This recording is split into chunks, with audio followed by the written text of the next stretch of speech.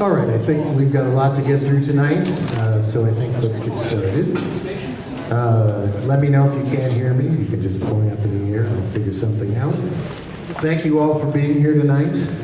My name is Chris Leverson, and I am the Executive Director of the Lake City Business Alliance and a 22-year resident of Lake City. The Lake City Business Alliance is currently working on several neighborhood revitalization projects, including retail attraction and retention, clean and safe efforts, beautification projects, and promotion of our business district. If you're not familiar with Lake City, maybe this is the first time you've actually come or you're not here often, we welcome you and would love for you to come back to our beautifully diverse and unique corner of Northeast Seattle. We'd also like to acknowledge the organizers here tonight who helped put this event together. If you are an organizer, will you please raise your hands?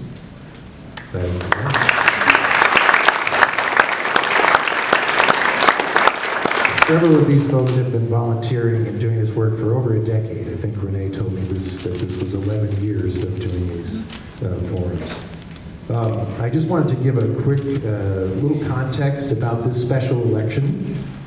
Kathy Moore was elected to the City Council District 5 position in 2023 and served from January 1st to 24 until she resigned on July 7th of 2025. The remaining members of City Council then appointed Deborah Juarez to serve in the City Council District 5 position from July 28th, 2025 until late 2026, when the election process that we are now undertaking is complete. 2 of the 4 candidates here tonight will advance to the November 3rd to 2026 general election, and the winner of that election will then serve for the remaining time left in the term, which is through December of 2027. Note that there will also be a regular election for the District 5 position in 2027, with the term beginning in January of 2028. That's a lot of dates, but there's a lot. The candidate elected in November is expected to assume the Seattle City Council committee assigned currently that are held by Deborah Juarez, and these includes she chairs Parks and City Light, Vice Chair of Governance and Utilities. She's a member of Public Safety, a member of Housing, Arts and Civil Rights, and a member of Human Services, Labor and Economic Development. We'll begin by asking a series of 20 questions. Actually, we'll do that throughout the night. We won't begin with it, we'll finish with it. The candidates were provided these questions in advance. They were provided by the community and compiled by the volunteers managing tonight's event. The candidates were provided the questions in advance. Some of these questions will be yes or no, where the candidate will hold up their sign indicating their answer. Some questions will be longer responses. Most of the time we're looking at 1 minute. Both the opening and closing will have 2 minutes, but for the most part. Renee, did you have something to tell me? I just wanted to say that we had a Google form, and many of you may have submitted questions in the Google form over the past month.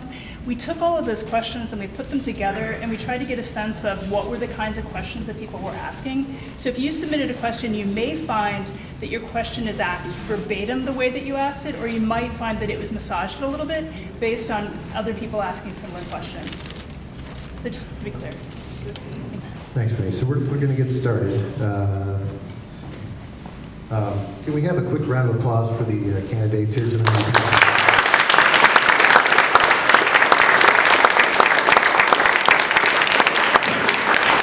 Let's start with Silas.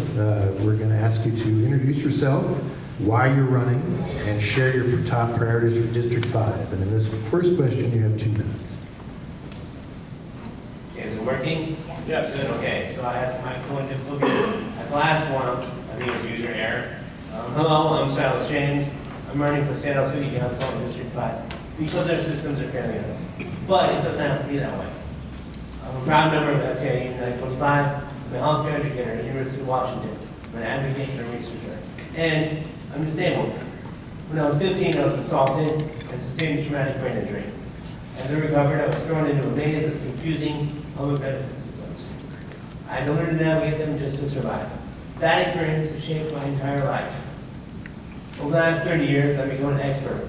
I've helped countless people move through the same systems that are failing in District 5 right now. Housing, healthcare, and food security. I've seen people give up on benefits they were entitled to because the process was too confusing.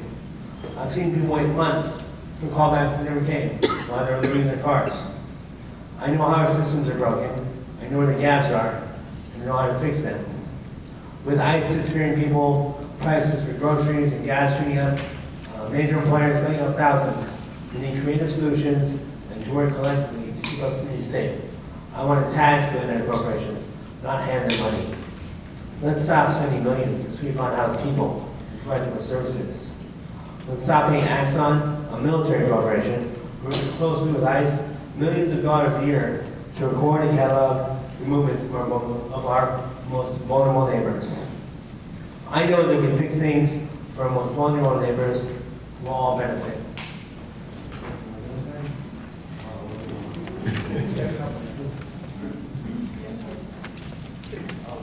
So these two folks here will be holding out your times. Sorry about that. Yep.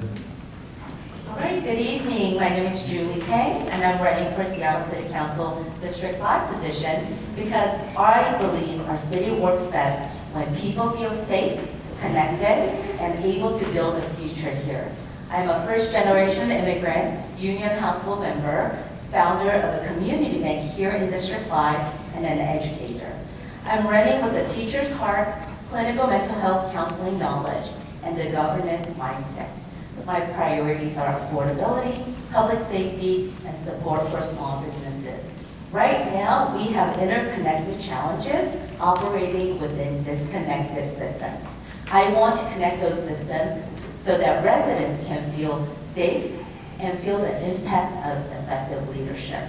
For public safety, I'll continue to oversight of the House Bill 1054 implementation while requiring clear public reporting on response time, repeat emergency calls, and outcomes across SPD, care team, and behavioral health. Because right now, again, those are disconnected, and we want to be able to see measurable improvements in safety, responsive effectiveness, and neighborhood stabilization. I also support House Bill 1240 because I will advocate for stronger behavioral health and prevention center approach to gun violence. This is important because approximately 71% of gun deaths are suicide, and that's something that we can control through education, early investment, and youth intervention. For housing, I support implementation of House Bill 1110 by advancing middle housing policies that create more mixed income neighborhoods across Seattle. I would advocate for multiplex, something that I'm very comfortable growing up in LA, and transit-oriented housing so that teachers, working families, and all of us who are already here continue to belong and thrive.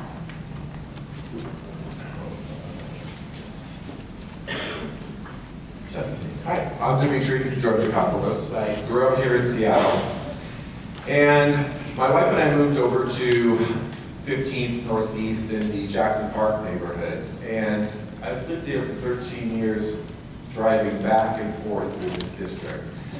I grew up here with a vision of the city, and what I see happening now is unfair to a lot of different people. The reason I say that is because we have lost a way of taking care of people. So running for this office makes me wonder why, as a city, we've let a lot of these laws and things fall apart that have been put in place. The safety of our citizens is important to me. When I see that there's drug use all across the city, I wonder why are we not implementing? What are the programs that we can put in place?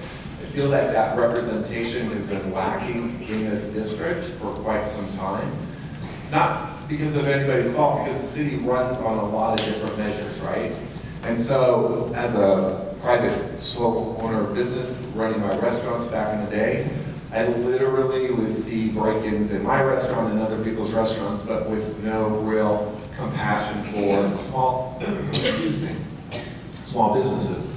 So I'm running because the need for a voice for the people is really important, and I feel very strongly that running for this, taking my years of selling real estate and working in the private sector as a sole proprietor business owner, I have that passion to really stand up for the city and to really help the businesses thrive, because we are facing a lot of different critical elements to this city. Okay. There you go. Go ahead. Hi everyone, I'm Nilu Jenks, and I'm running for Seattle City Council District 5. I love Seattle, our neighborhoods, our values, and our people, and life is getting harder now. Rent keeps rising, food is more expensive, and I see a lot of our neighbors moving, and that just doesn't work for me. In too many neighborhoods, including mine here in Lake City, we're losing basic needs like grocery stores and pharmacies. And it's not because of our neighbors, it's not because we're not working together. It's because our systems haven't kept up and City Hall hasn't met these moments with the urgency that it requires. And I really think that blue, democratically controlled cities have to show that they can govern. And that is why I'm running. I'm the proud daughter of Iranian-American immigrants, a working mom of 2 teenagers, a longtime community advocate, and I work on strengthening democracy and voting rights. That's kind of why these blue cities really matter to me right now. And I believe no one in Seattle should struggle to afford food, medicine, childcare, or a place to live. On City Council, I'll focus on 4 things. First, housing that people can actually afford. And also District 5 is at high risk of displacement, so we need to be building more units so people can live in the communities that they grew up in. Second, ending food deserts. They're growing across our city with Amazon Fresh closing or Fred Meyer's closing. We need to work to bring and maintain fresh groceries and also pharmacies to our district. Third, building a child and senior-friendly city. A city where kids can walk to school on sidewalks, breathe clean air, and feel like they belong. And where seniors can age with dignity and independence. And fourth, we need to address public safety. Expand and strengthen the care team in our district, invest in gun violence prevention, and address the human trafficking that I think a lot of us have seen. At the end of the day, I'm working toward a city that works for all of us, one that's affordable, fair, and well-governed. Again, I'm Nilu Jenks, running for Seattle City Council, and I hope to earn your support today. Thank you all for this opportunity and for coming. All right, thank you. Nilu, we're going to have you hang on to the mic for this one. We'll come back this direction. This question, again, 1 minute. What do you see about D5 that is different from other districts?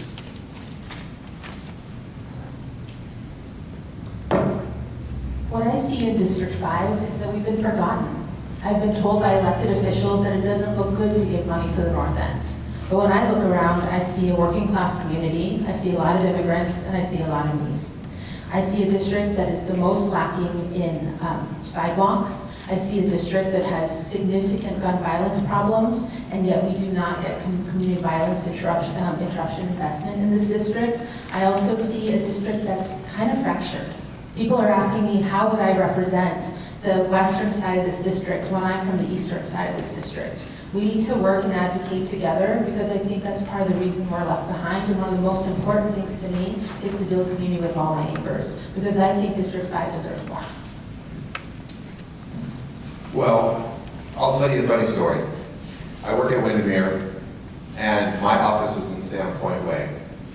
And what difference I see on a daily basis is this, that there is a certain level of power that 98105 Laurelhurst area has over this area that is District 5. The other day, there's a site in 98105 that it's been vacant for quite some time. And 3 different brokers in our office who live in Laurelhurst, and it was mind-boggling, is they were like, well, I hope they don't put low-income housing there. So the difference I see is that this district gets dumped on between 95th and 145th, specifically on Aurora, because I drive from Broadview to Laurelhurst every single day for work. And that is not fair, and it's disproportionate, and it's wrong, and that is one of the main reasons I'm fighting for you guys.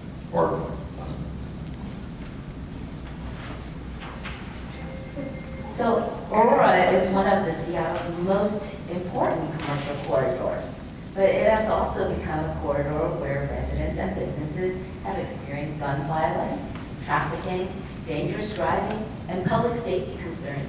And I know this because I lived on Aurora for a decade when I first came here to pursue my PhD program at UW, because it was affordable and it was diverse. So we need more attention to Aurora and ensure follow through. The three bodies of government came together, but again, it can't be because it's FIFA. It's something that we have to keep them accountable. Lake City has incredible potential. So many small businesses are still struggling. And why is that? Because public safety concerns and economic uncertainty drives away our small businesses. We have to activate storefront, stability opportunities and streamline permitting so more opportunities can be at Lake City Way. Hey, hi. I would like to say that I see District 5 has potential. There are things wrong. There are things that we can improve. And I think the way to solve a lot of the problems we have is through building community. And that's what I want to do. I understand that there's the negative perspective. You can see things through that lens, but I view District 5 as having a lot of potential. We just got 2 light rail stations. Well, I guess 148, but effectively 2, and the third one coming. I don't know, soon. And that means that people will be moving here, and they will be able to get a direct shot downtown, get a direct shot to meet up, get a direct shot to work. So we're going to have a lot of new residents. We have an opportunity to shape the way that District 5 grows. And I think that's an amazing opportunity to build community and help prevent some of the problems from becoming worse and resolve them. That's what I think. Great, thank you all. This question will start with Julie. Aurora Avenue North is experiencing human trafficking and gun violence. What are your ideas for improving the situation and fostering long-term improvements on Aurora to make it quieter, more pedestrian, transit-friendly, and with vital businesses? So I take the E line, so from Krispy Kreme, so I understand and I've seen the challenges for the last 3 decades. And we moved from Aurora to North Seattle, Krispy Kreme area, because with a stroller, I could not navigate because there are no sidewalks, no cross streets. So we finally moved, and the challenge is still there 30 years later. Gun violence.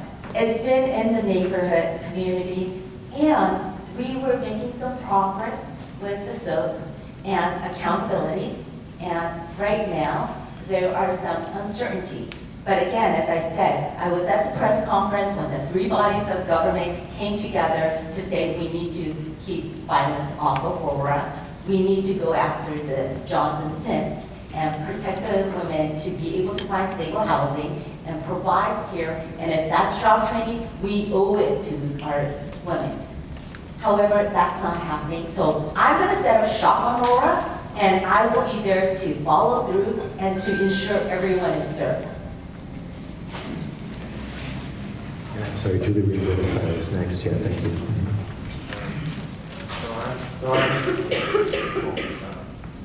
So I think there's short-term solutions to Aurora, and then there's long-term solutions. And I think the short-term means police out to B. I think we need to get them free from dispatching with care team because that's spreading them too thin, and they're not able to respond to violent and dangerous calls when they're needed. So I think as a short-term solution, it's not going to solve the problem forever. I also think short-term, we should block strategic intersections in the neighborhoods so that people can't cut through the neighborhoods. That'll make it safer for bikers, pedestrians, people on foot in the neighborhoods. Long-term, I think we need to basically reimagine Aurora, create a whole new field in the neighborhood. It's already a neighborhood, but a new neighborhood field, community field, Aurora with people on the streets. We need to slow down traffic, reducing the traffic on Aurora, make dedicated bus lanes. I have a list of this. Favor slowing down traffic. I'm in the wrong place. Better lighting, bike lanes, bus shelters, safe crosswalks, landscaping, green medians, and sidewalks. And I think if we change the infrastructure, that people will interact with the community differently. Thank you, Silas. Thank you. Yeah. Nilu, we'll go to you. Yeah. So Aurora Avenue North is experiencing human trafficking and gun violence. What are your ideas for improving the situation and fostering long-term improvements on Aurora to make it quieter, more pedestrian, transit-friendly with vital businesses? Okay, thank you. Well, first I want to say the fact that we are closing streets on Aurora is a sign of a failure to that community. We should have been addressing the issue sooner, and things that I would like to see is gun violence intervention. We have investments on the south end that we're not receiving the north end that we need on a regular basis. I also want to say that I ran for the seat 3 years ago, and we were promised 500 police by everybody that run, and that hasn't come to fruition, and it's a little frustrating to have people give that same answer now. What we did see last week is 18 contracted community-based responders sent out by the mayor and the city attorney, and they got 3 minors taken to protective services, 10 adults taken to shelters, and 6 people looking to exploit children arrested. We need that kind of response every day on Aurora until that human trafficking is done. And then I want to work, and I've already talked to Senator Valdez about this, about moving up the $50 million for the investments into traffic improvements on Aurora earlier from 2030. I only have 10 seconds. So that's something we can do. We can start the work on Aurora Reimagined Coalition's ideas now. I was at the rally a few weeks ago, and the passion and anger that the people have over there because of the violence on that stretch of Aurora really got me thinking. And, you know, we have to make tough decisions as Seattleites. And they're going to go against many of our passionate and compassionate ideologies. And in order to really clean up something, you have to get awareness. So I would say at the very least, putting signs up warning people, warning the Johns and the drug users that this is the zone. Get caught and you're going to be put get a jail or a fine or whatever. I go down 15th Northeast and Shoreline says no racing. And I go, well, why don't we have this signs all up and down Aurora? Simple little things can go a long way.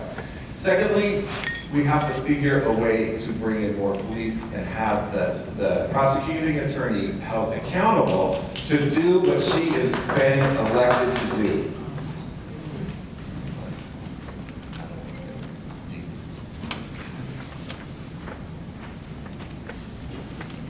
Right. We're going to stay with you, Dimitri. This question is, how would you ensure that Lake City will have more amenities that will support its residents, such as access to groceries and pharmacies? That's a great question. Because what business wants to open up in Seattle? If you're not protecting the businesses, how are you going to encourage a grocery store like Fred Meyer to come back? We didn't protect them then because District 5 was, whoever was representing at that time really wasn't working with Fred Meyer to stop the theft that was going on there. I mean, do you want to open up a business in Seattle, in Lake City, or Aurora? I don't think so, because there's no support for you. You don't have the police support because we're understaffed on the police. You don't have the enforcement because the prosecuting attorney feels that there is a disproportionate amount of prosecution of people that are of whatever color. Well, for me, it's about promoting that area and working with the real estate brokers on the commercial side and the landlords to try and get affordable retail space to get them in there, and trying to work with the city and or government to get funding. Julie? So I spoke about the potential, incredible potential in the Lake City corridor, but there are public concerns around public safety and economic uncertainty. So we need to be able to streamline permitting, invest in improvements, and help small businesses connect to technical assistance and city resources. I spoke about founding a community bank in District 5 because our small businesses and minority business owners could not get equitable loan rates. I know how to do this. We have our senator and representative working on bills, but we need somebody at the city level with the deep knowledge to be able to fight for it. And we can bring back Fred Meyer with 6-8 building mixed income housing. I've seen it on Greenwood. I've seen it in New District. We can also do it, but we need an advocate, and I'm willing to be that person. Silas? Well, I hear a lot of negativity about Lake City. I grew up in that area. I went to Nathan Hale. I go to the farmer's market every week. I go to the Art Walk every month. And I see a vibrant community. People want to be on the street. People want to connect with their neighbors. And I feel like we can give that to them. There's empty buildings because corporations are seeking profit. Fenway didn't leave, in my opinion, because of theft. They're a multi-billion-dollar corporation. They left because they weren't making as much money as they wanted to. And they don't have any loyalty to an area because they don't care about Seattle. They care about money. What we need to substitute to replace Red Miner, we need a city public option with a grocery store, or a city contract grocery store. We also need to expand the Seattle Restored program and get businesses, pop-up startups, even this art in empty businesses on Lake City. That brings people out on the street and it fills the gap. And right now, the vacuum right now is filled with crime, right? And filled with uncertainty. Nilu? Thank you. Well, Lake City's my home. I walked here, 10, 12-minute walk, and it's really important to me to have a grocery store again. Grocery stores are a basic need, and it's really the fact of, a small margin business, and like Silas said, it is a national issue that we're seeing. There's closing stores. We need more community-based stores. That the bottom profit margin or how much money they make isn't how they decide what they open and close. So let's support neighborhood or corner stores. Atlanta's looking into taking pharmacies and making old pharmacies, making them grocery stores. New York City's looking at municipal stores. We should work with the Office of Economic Development. Lake City has been chosen for the Housing Opportunities Program, or HOP. Let's work with them to get more businesses here. Let's work with the Lake City Business Neighborhood Alliance, which I'm really excited is here now, and expand the farmers market and fresh bucks, because farmers markets are a little bit expensive, and just try to get what we can. And yes, we have to work with Olympia. I testified on a bill there on tax incentives to help our stores that we have now stay in our communities, because this is a growing problem across our city as we work to bring more businesses and neighborhood stores. Great, thank you all. So this next round there's 3 questions that are yes/no questions, so you have your yes/no in front of you. So the first one here is, some Northeast Greenwood residents recently placed barricades at 97th, 98th, and 102nd streets near Aurora Avenue North to prevent drivers from traveling from Aurora to residential streets. Would you support making these barriers permanent until the city can figure out a more long-term solution to Aurora Avenue North? I have a more complicated answer. Great, thank you. Next question. Would you support increased police patrols in Aurora Avenue? And the last of this lightning round. The City of Seattle and Seattle Police Department operate a CCTV camera program with the stated intention, quote, to prevent crime, collect evidence related to serious and/or violent criminal activity, and hold offenders accountable. Do you support continuing to operate this program?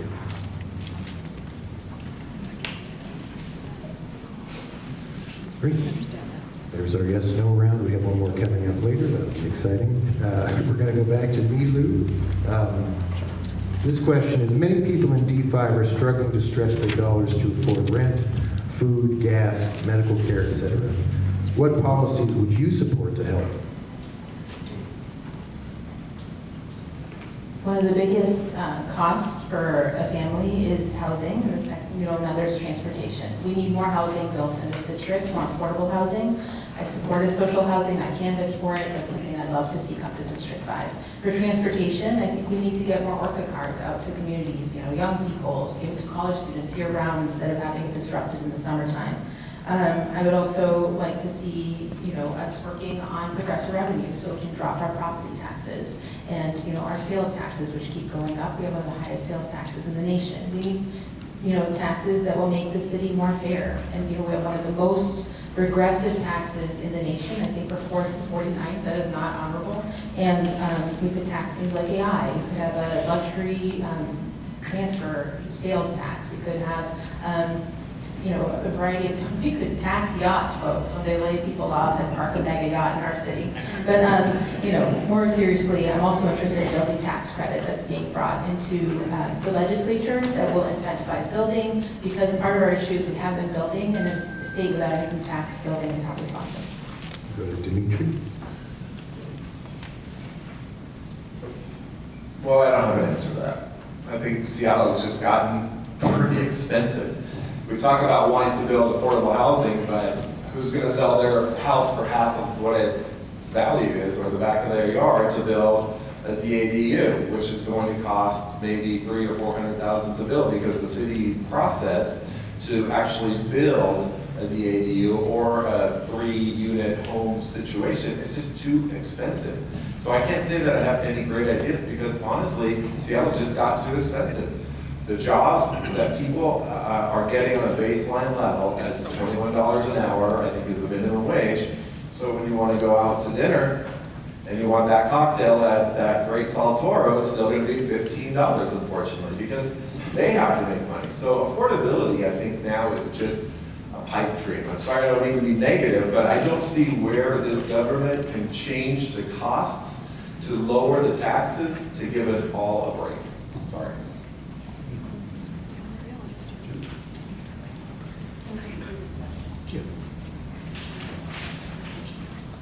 So many people in D5 are struggling to stretch their dollars to afford rent, food, gas, medical care, etc.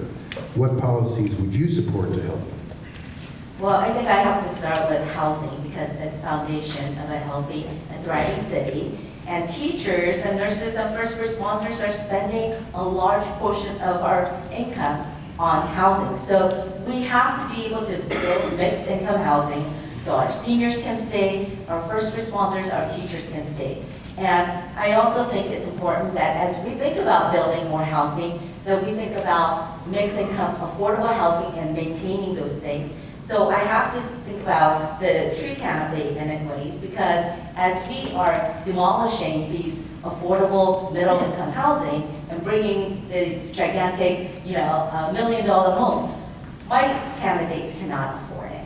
So another thing is, if we can somehow connect the west and the east side and really let the transit work for us, because as somebody who grew up with a mother who never drove and relied on public transportation, that was one way we can afford our other basic needs.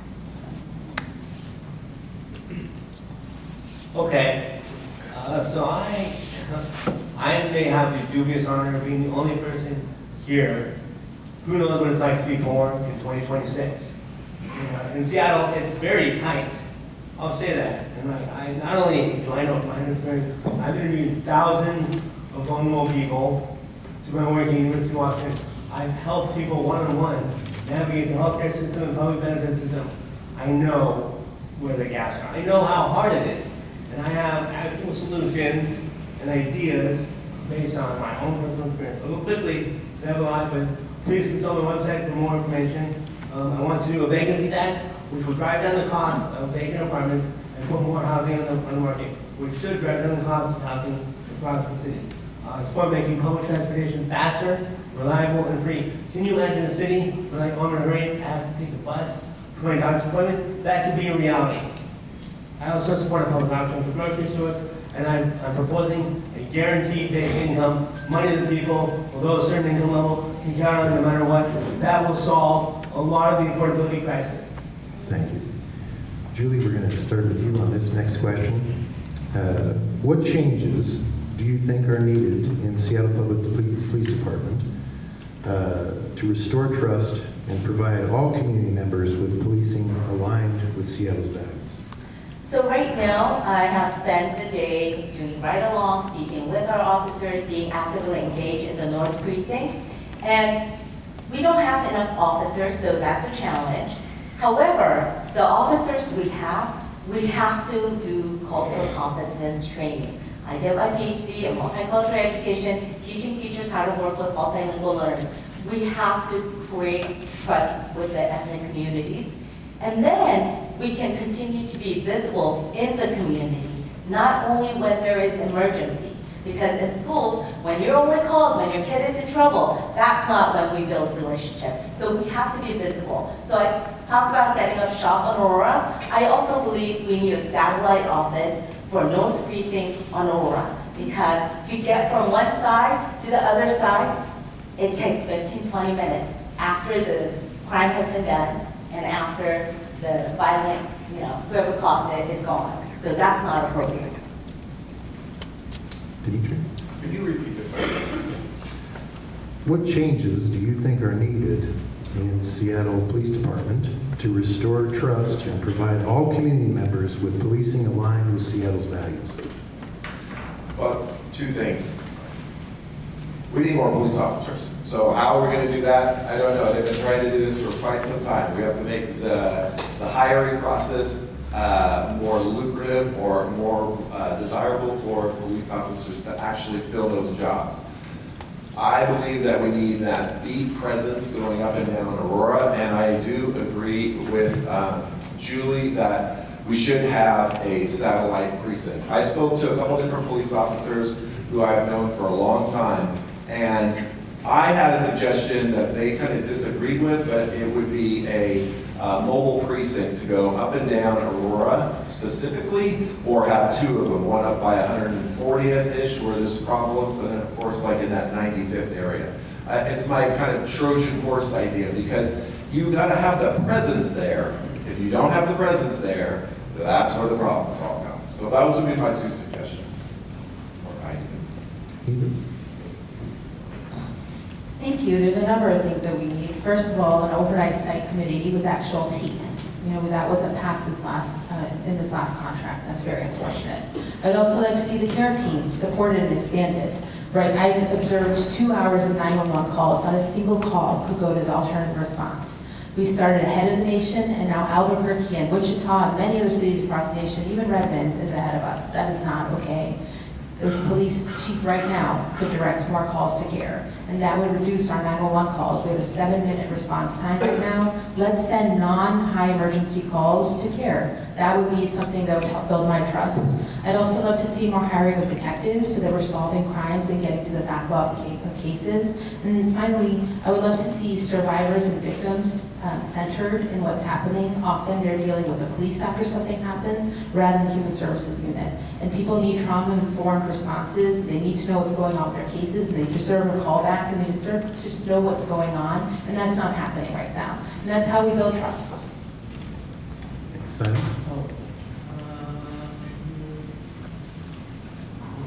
Okay, hi. So I think we should take the police at their word. In 2020, there was an internal survey under the best administration, and they identified, the leadership of the SPD identified 11 areas that they felt would be better handled by civilian people. And behavioral crisis response was on that list. Yet still, we send police to a mental health wellness check, which is a behavioral crisis, and we have a team especially for that. So it doesn't make sense. I mean, the SPD is responding to calls that they already don't think they should be responding to, and delivering, services that they don't need. I agree with Nilu that I think we need to actually provide case management after a crisis. That's why I'm proposing a second responder team. People would actually do comprehensive case management, help people move through the system so they can achieve cases or more. Sorry. Silas, we're going to stay with you, and we'll go back. Actually, we're going to pop around a little bit. So, Silas, the question is, many people in D5 and in Seattle are experiencing both addiction and homelessness. What are your thoughts on this, and what policies would you propose for this community? So this one is very close to me. I've worked with people who are housing and insecure, and a lot of what goes with that is mental illness and drug abuse. And I think that, like I was just starting to say, we need a second responder team, a team of comprehensive case managers, who also will move through the system. I was recently involved in voluntary treatment with somebody who was required to do treatment in Harvard for 7 days, and it was helpful, but then they were just discharged in the same exact situation, and eventually they are back now where they were before. So we need to actually make sure that there are services provided for people, help them, become more efficient and to achieve their goals. So that's one thing. The second responders. All right, that's my turn. Nilu, we're going to go to you next. Read the question again. Yeah. Many people in D5 in Seattle are experiencing both addiction and homelessness. What are your thoughts on this, and what policies would you propose for this community? Well, we need a more rapid expansion of housing, which I'm glad that we've seen with tiny homes. I got to tour one. It was a really good experience. I highly recommend it. I also went to the DESC that just opened here in Lake City. They said they need 20 more of those across the county, and I think that's something we do really well to have. The ORCA, or Opioid Recovery Care Access Building, that was built downtown in partnership with the Seattle Fire Department. I would love to see one on the north end. They're having amazing results to send people that they can walk in and immediately get the care that they receive. And also partnering with CARE, expanding them across the city, the alternative response for people that need treatment there. I'd also like to see more funding for behavioral health services overall and good pay so that people can stay in that work and keep their relationships. It's hard how much we have people recycling out, but housing is a big foundational place where people can go and that they're not their caretakers, their caseworkers can stay in relationship with them. That trust really matters, and we're breaking those cycles too often. We're going to go to Julie. So as I mentioned, during the pandemic, I completed my coursework in clinical mental health counseling program because I really wanted to understand as an educator. And I believe we can be both compassionate and accountable. Homelessness is not a single issue, and we know that our response cannot rely on a single solution. So we need to address the immediate humanitarian needs of people experiencing homelessness, but also invest in long-term strategies that help people regain stability and prevent homelessness in the future. So substance disorder is something that should be treated as a public health issue while maintaining accountability for public safety. People need access to evidence-based treatment, recovery services, and ongoing support. At the same time, this open-air drug activity that threatens our neighborhood's safety cannot be ignored. We should focus on connecting people to treatment while enforcing laws against those who exploit or profit from children and addiction. And Dimitri. Well, so I was speaking to some friends who work in the rehabilitation centers. And in my opinion, the diversion program is a way to get people off of the streets. But it's all these decisions are tough, okay? We have to really look at ourselves and say, what is the greater good of the individuals and the city at large? And these diversion programs, I personally believe that we need to take these individuals who are addicted to drugs and move them out of the core of the city, because they are living in chaos and they are literally doing drugs and whatever they're doing, but it's all right there. It's like a candy store of opportunity. We need to move these people and work with the state, the county, and if the federal government would help again, we need to create programs that are just outside of the city limits so that people can actually rehabilitate themselves out of the core. Great. We'll start this next question with Nilu. What would you do to address the business climate in District 5? One thing I'm really excited about is Seattle Made and Restored. I was glad they expanded their pilot programs to 6 months. But living in Lake City, I've seen a lot of businesses start here and then leave. I would like to see a bonus for staying where you started, often in Aurora or Lake City, so that we're benefiting here, not just the Jumpstart program. I would like to see streamlined permitting to give public easier to support businesses, a continued investment in the breaking windows. There's Restoring Breaking Windows program that they have. And also, we really need to talk about commercial rent. It is one of the biggest things that is a problem for business owners, and we should talk about, how we can reduce that rent for people so they can stay in the business that they're doing. It's a really big issue. And thank you. We'll go to Julie. So we need small businesses to create a thriving neighborhood. And it's important for us to create jobs where our high schoolers or, our young people can also stay. And that is not happening. So yes, we need to incentivize new businesses to come in and make sure that they are not struggling because their storefront has been broken into 3 times, and they have to pay for it. So we have to bring some city dollars to support them and to keep them. We also have to think about how we can increase foot traffic.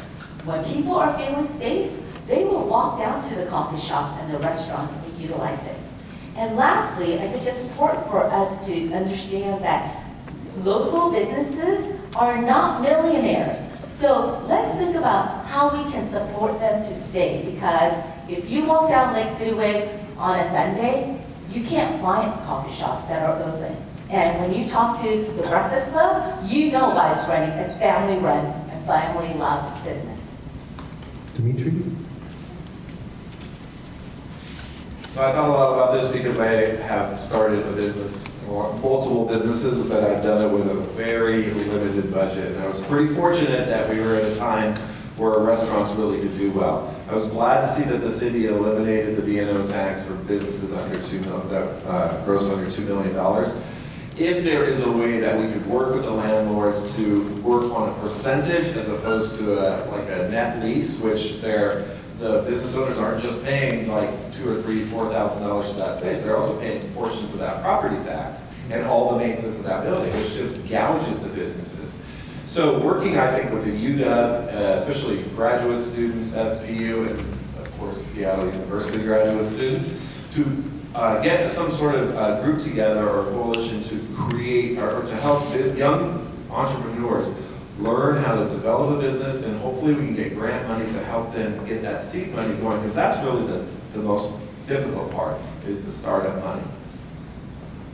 Yeah, Silas. Yeah, we have a program for that. We have the Seattle Restore, and I've already talked about it. When we have empty, vacant retail spaces, it sends a message to the community and other businesses that this isn't a place where you can be. But if we put small businesses, startups, pop-ups, even just art in the area, which is what the Restore Seattle program does, it gets people out on the street, and they walk around, and then they're shopping. Like at the Big City Farmers Art Walk, just was last Thursday, I was down there. It's amazing. So many great people and so many great vendors, and so we need more of that. That's community. That gets people on the street.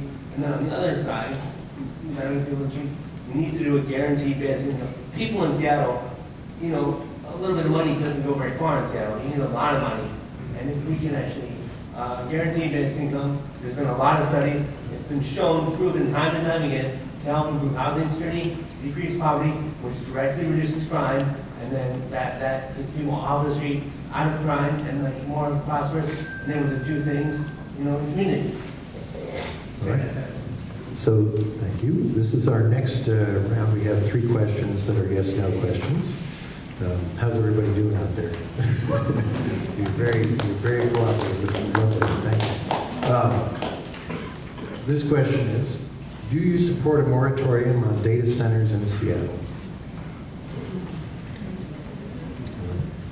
Do you want to weigh in on that, Silas? Oh, me? Yeah. Sorry, I spaced out. That's all right. Just the yes or no. Yeah. I have so much more to say. Okay. This next question is, would you support Mayor Wilson's taller, denser, faster proposal? Yeah. And finally, do you support stronger tree canopy protections related to development? Tree canopies, right? Yeah.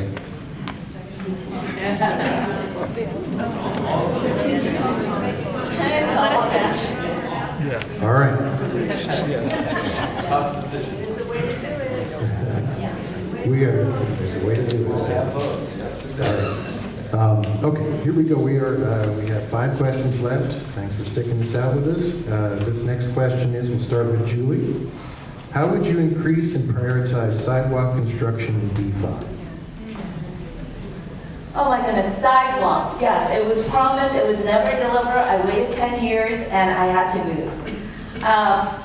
Many District 5 neighborhoods still lack basic sidewalks infrastructure, forcing families, seniors, and students to walk in traffic, which is not getting in, I mean, it's getting in the way of our Vision Zero, right? We just have an accident.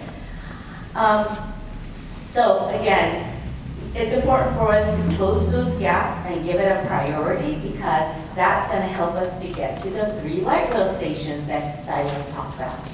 And so we are missing infrastructure. So that's why I was hesitant about this taller, denser, because unless we have the infrastructure to support that growth, I can't get to the light rail, I can't get to the bus stop. So I would say I'm going to continue to be a champion. That said, I also know how expensive it is, so I have to really prioritize the needs in those cross streets where we need it most. And we'll go to Silas. Sidewalk notes are right here. Okay. Somebody with a mobility disability, if you haven't noticed, sidewalks and infrastructure, hugely important to me. Drop curves, crosswalks, with signals, please. We need all that. I'm also, I'm on the fence. I think we can't afford to do sidewalks all at once. So we should prioritize high speed, high danger intersection, Arterial Site Sandpoint and Aurora, where there's no sidewalk. And I think we can strategically block certain intersections. And I'm even for pedestrianizing certain streets, make it safer. Like I had the amazing experience of being invited to the Clifton Springs Play Street last Wednesday. And it was so fun because people come out, kids are playing in the street, there's a food truck, people sit on play kids, everybody knows everybody else. That's community, that's how community happens. We can do that, it doesn't have to be in one area, it doesn't have to be depending on income or address. We can play streets, we can actually make Seattle and the neighborhoods safer to be.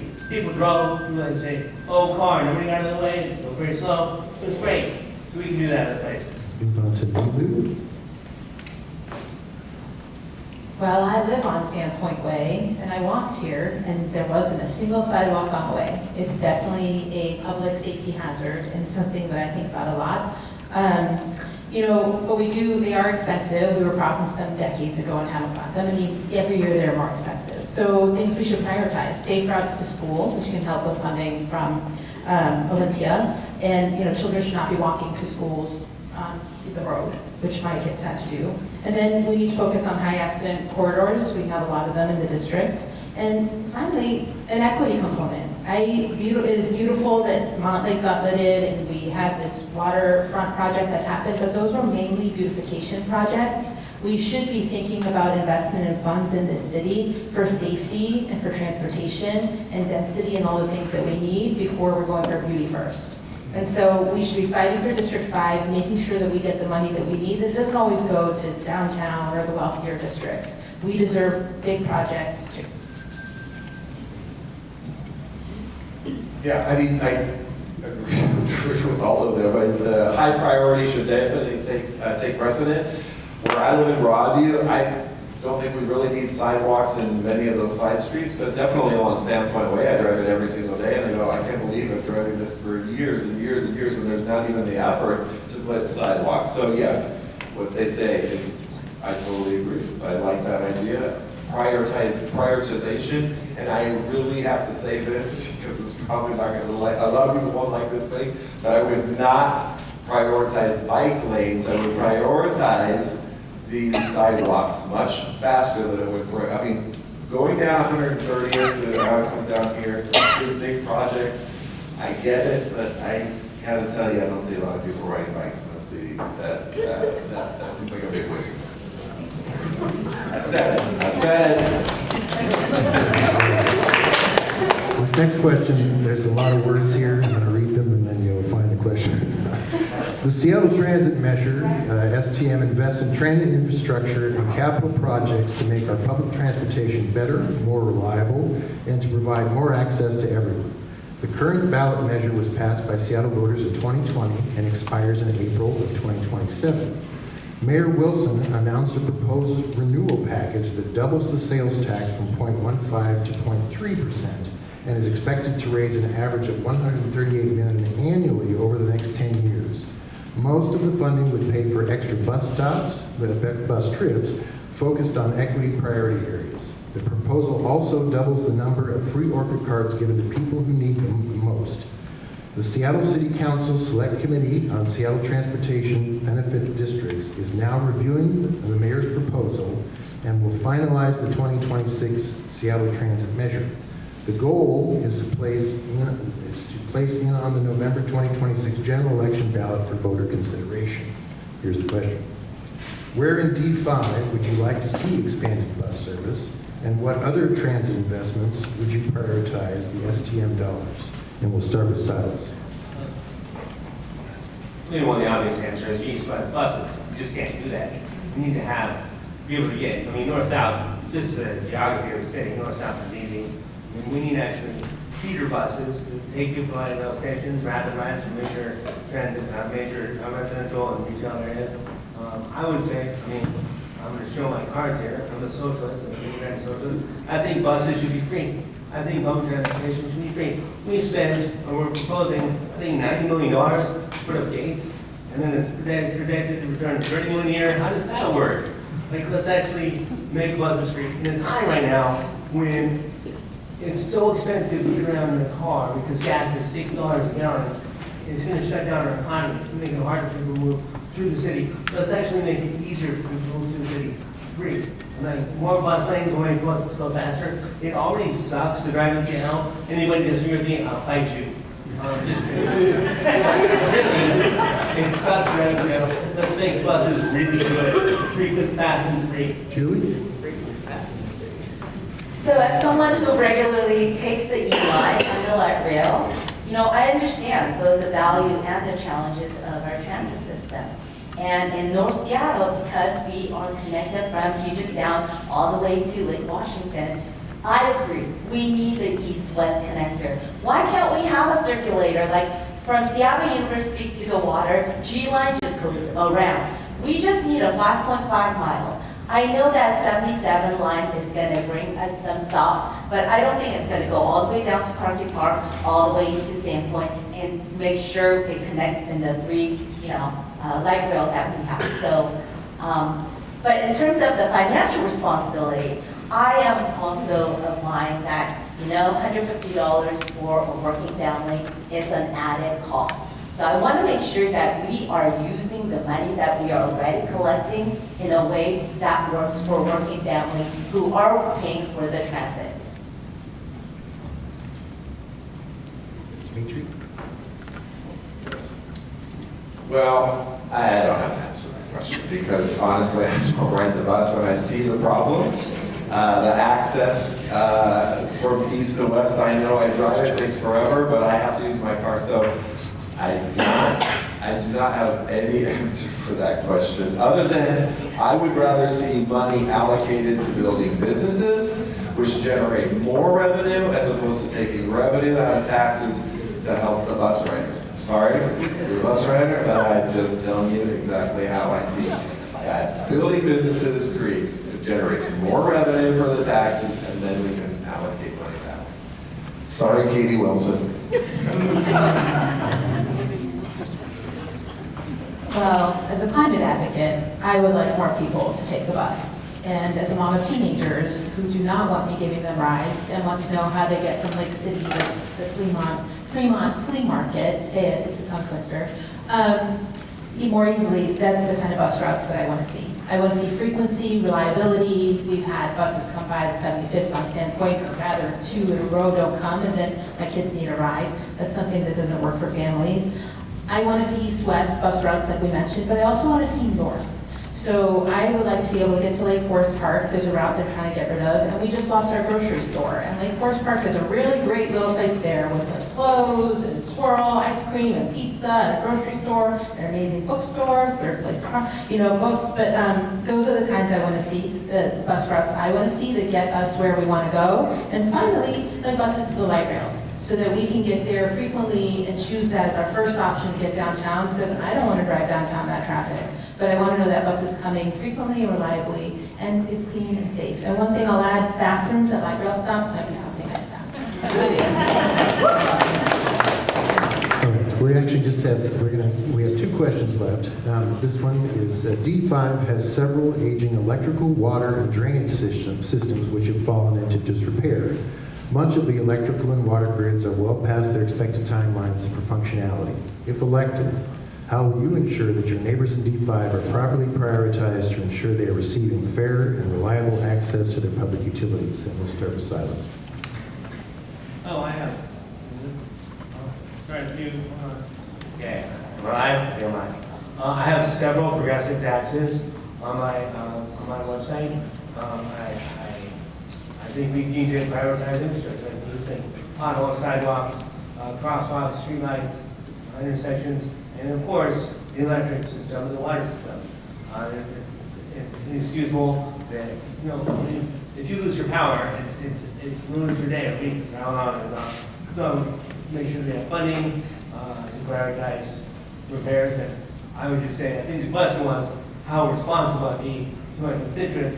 And I'll just say, I don't know how to do anything without talking to a whole bunch of people first. So I apologize to everybody here who I talked to before I came here, but it's just, I was in research, and so I think to be able to accomplish anything, you have to know what people need. So I'm always going to be responsive and engaged with my constituents and people, not just when I voice it or much that, but I want to make sure that I know what everybody needs and how to solve the problem so it's also most impacted people. And go to Dimitri. Well, I don't know, because I haven't really done any research on that. So unfortunately, that's just what I have to tell you. I'd rather just not try and whip up an answer for you. But one thing I do, one of my strengths as somebody who's owned businesses, etc., is doing a lot of research. So I have to research it and try and figure it out. I will tell you, as an anecdote, when we had that last bomb cyclone 2 years ago, we literally were just about locked in because 2 trees came down, one on the power line so we couldn't go up the street, power out, and there was a branch dangling from another power line that luckily didn't knock it down because we would have been stuck. So I would definitely dive into this issue and try and get a better, or to try and understand it and work towards making sure that our neighbors don't have these issues. But this is building infrastructure, which obviously costs a lot. And Julie. So I believe every budget decision actually comes with priorities. And my approach is to focus first on core city services. That means when you turn on the light, you should have light. And when you turn on the faucet, you should have clean water. And if those are not working, then I think the government has failed us. And we're paying tax dollars to make sure all of those things work. So I wouldn't say we need to collect more taxes from our constituents. It's something that the government should prepare for. I always say, as an immigrant, we budget in a way where we can project and anticipate what are the upkeeping so there are no surprises. And even though this is not related, as somebody who loves the public library, it was a little bit of a surprise when I knew that we didn't have enough funds to maintain that beautiful downtown library. So I think we have to work with looking at budget from the beginning and then making sure that it's accountable and we're able to receive the services promised. Great. And Nilu?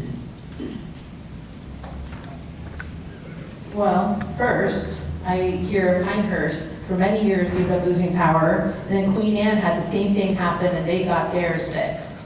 I'm gonna fight for us so that wealthier communities don't get their lines unburied and repaired first. That's something we see too frequently in G5.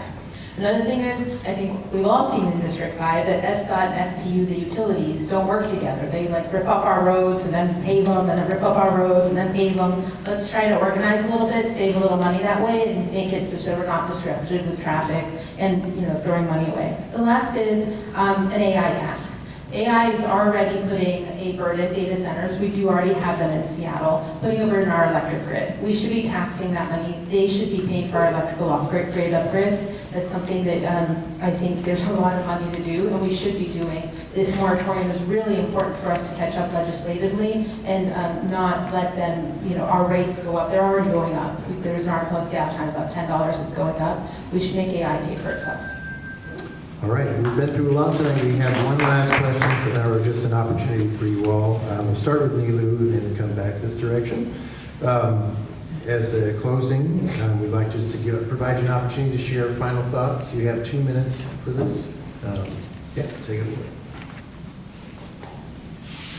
Well, I'm proud to be the sole endorsed candidate of both the King County Democrats and the Working Families Party, and to have earned support from immigrant organizations like One America Votes, environmental and youth advocates, and labor unions representing electrical workers, city employees, academic workers, and thousands of people working across our region.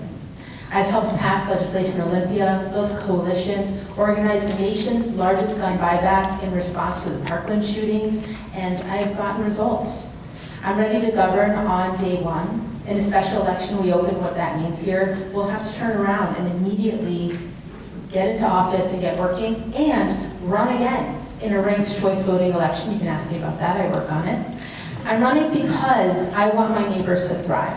I want a Seattle where families can afford to stay, where small businesses can succeed, where people feel safe and secure, and where we're building a sustainable future with housing, opportunity, and belonging for all of us. And where neighbors connect and have real dialogue and conversations and hang out with each other and a little less fighting.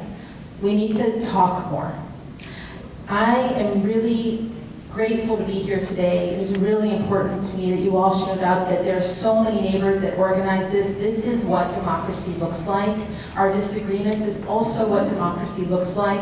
I'll say as an Iranian American, it is such an amazing, wonderful thing to sit here together and talk and think. And I hope today that I've earned your support, that you will please send your democracy vouchers my way. I did work on that program. I do love it. I'm happy to answer questions about that too. And if you want to learn more, you can learn more at neighborsfornilu.org. Please tell your neighbors. I would be honored to earn your vote. And yes, I'm really glad to live in District 5, and I'm thankful also to my fellow candidates.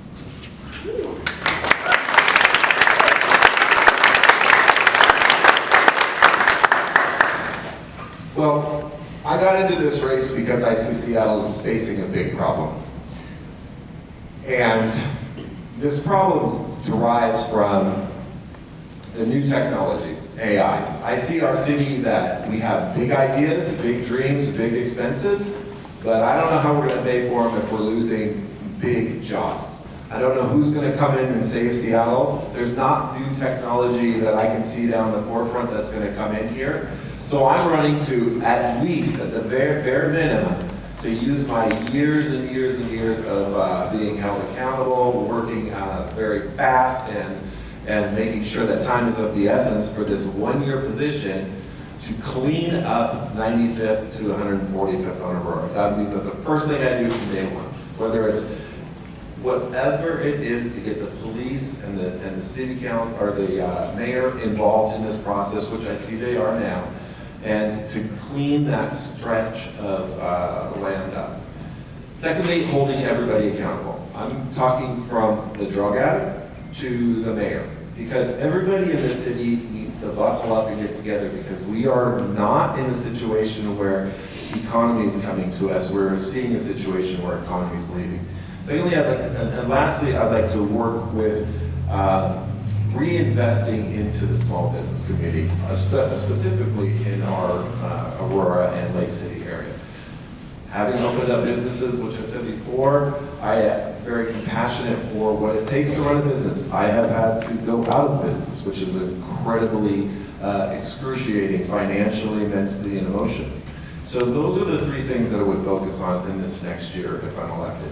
Not coming up with big ideas, working on those as the long term, but the short term is for District 5, is to protect the safety of the people, reinvest in the community by taking some tax dollars out of the money that we're putting for homelessness, and work with accountability from the mayor to me.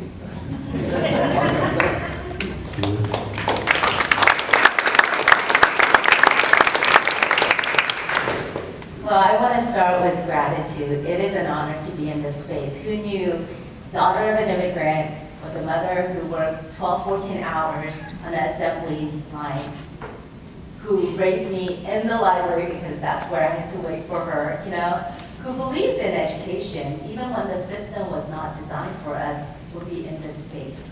And the foundation really shaped who I am. It's why I became an educator, a program builder, and a community leader. And it is why I'm running for Seattle City Council. But I know we need to do more. We need to turn policy into results. Seattle does not lack ideas. We pass plans, we adapt strategies, we hold meetings, but too often, people do not feel the impact in their daily lives. Housing is still out of reach. Safety is still a concern.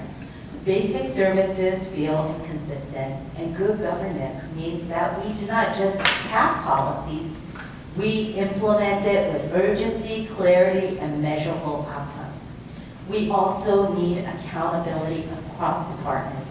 Our challenges do not sit neatly in one office, and we know that housing, public safety, behavioral health, and economic stability are all interconnected, and we need a city government that works across departments with clear expectations, shared data, and real accountability. Because when we invest in public dollars, we should be able to answer a simple question: what changed because of that investment? We also need to make sure that we build a city truly where everyone can stay, work, and belong. A livable city is where people can afford to stay in our homes, where our next generation, our teachers can. So I will build that city for us in North Seattle.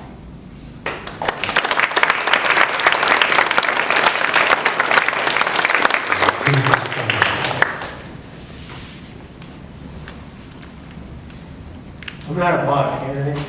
I'm just a researcher, an advocate, educator in the University of Washington who loves talking to people and finding ways to help them. That's what I've done my whole life. Well, my whole adult life, I'll say. I'm not solving people's problems as a child. But that's been my goal, is to make things work better for people. And I've been pretty successful. And a lot of people thank me all the time. I'm trying to be humble, but it does feel good. It also feels great to have conversations with constituents like many of you here who agree with me. But the most rewarding conversations are the ones where people start off, I disagree with you entirely. And we talk for a long time. And then we find out we actually really agree on almost everything. We all want town to be a safe place where everybody who lives here and works here can play and play, and everybody works here can live and play here, right? You know what I'm saying. We only want to settle in a place where people we care about can be and be safe and feel safe. So I want to thank you all for being here. Thank you, Renee, for organizing this. Thank you, Chris, for hosting. Thank you for other candidates for being so generous with one of the whole campaigns of our healthy future. And I want to thank the Democracy Voucher Program for existing, because I could not do anything anywhere near this without the option, the possibility of public money. That's really something that makes democracy more realistic. I know. So I know what it's like to not have a voice. I know what it's like in the city with so much out of reach. I know what it's like to have a transportation that doesn't serve your needs. The solution is to provide services for people. Like you, I love District 5. This is my home, but I also know we can do better.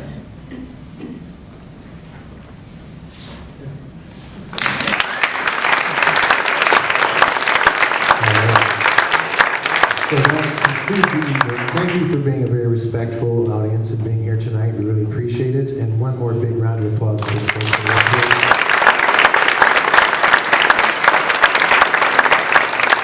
Just real quick, can I get a D5? Thank you all.